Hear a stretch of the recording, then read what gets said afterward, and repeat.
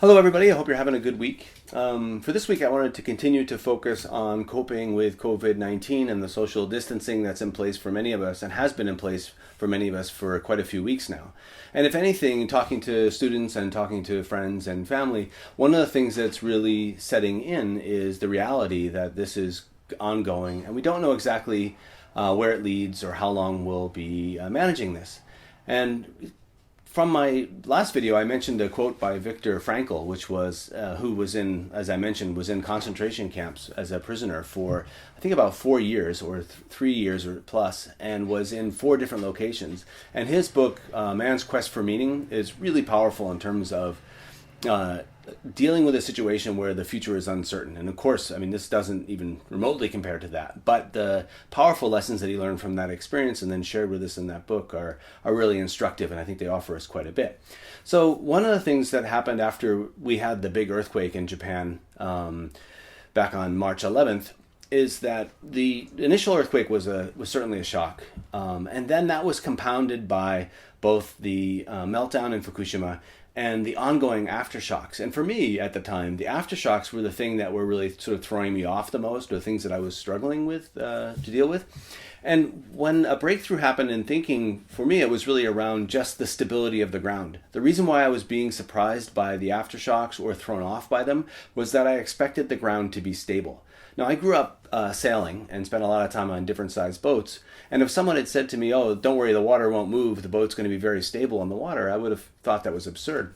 And all I really need to do is just bring that thinking over and say, you know what, the land isn't as stable as I actually thought it was. It moves a lot. Our house is designed to move with it, so therefore we're going to be fine. And once that happened, actually, I felt a lot more comfortable. So over the weekend, I had a chance to do a bit more thinking and actually reading more about Viktor Frankl and what he pulled out of those experiences. And he had a very powerful statement, which was, rather than ask what we expect of the situation, or thinking about what we're expecting to happen in the situation, is to look at it with, what does the situation expect of us? Or what does it require of us to actually get through it?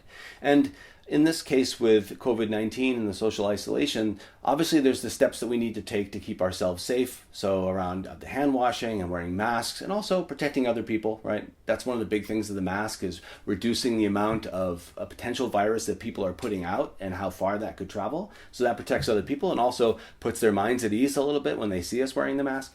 And then obviously avoiding crowded situations or situations where we're likely to come into contact with other people or there's poor air circulation. But then the other side of that, and this connects to the reality with which people are living, is what's expected of us to actually deal with the day-to-day experience. And there's 2 phrases that are going around. One is shelter in place, and the other is lockdown.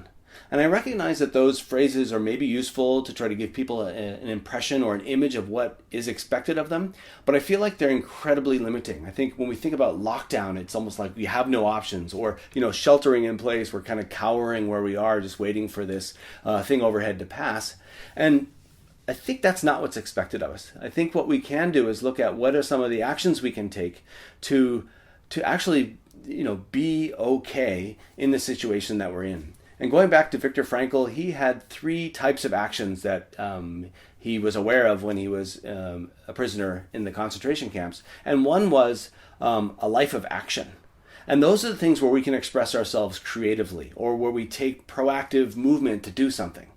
And certainly there's plenty of things that we can do, whether we're restricted to our home or in fairly close proximity to our house or our neighborhood. There are still actions we can do to maintain our well-being. And whether those are, going for a run or actually getting involved in a creative project like writing or painting or drawing, those are actions we can take. He also mentioned the idea of passive living, or when we are entertained, when we take in things that are provided for us, which also might actually be fulfilling, to learn something about a particular event or about a particular perspective. But these obviously could be in the forms of different media that we consume. And he mentioned one last one, which was the idea it's actually not about action, not about passive, but it's more about a life of reflection.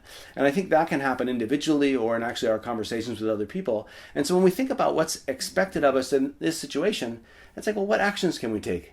What active actions can we take? What passive things can we enjoy, and then where can we provide moments of reflection, either by ourselves or with other people, to kind of give some meaning to the experience that we're in. And pretty soon we'll find ourselves, I think, out the other side of it, or at least a bit more clear around what the future holds. So I hope that's helpful. Have a good week.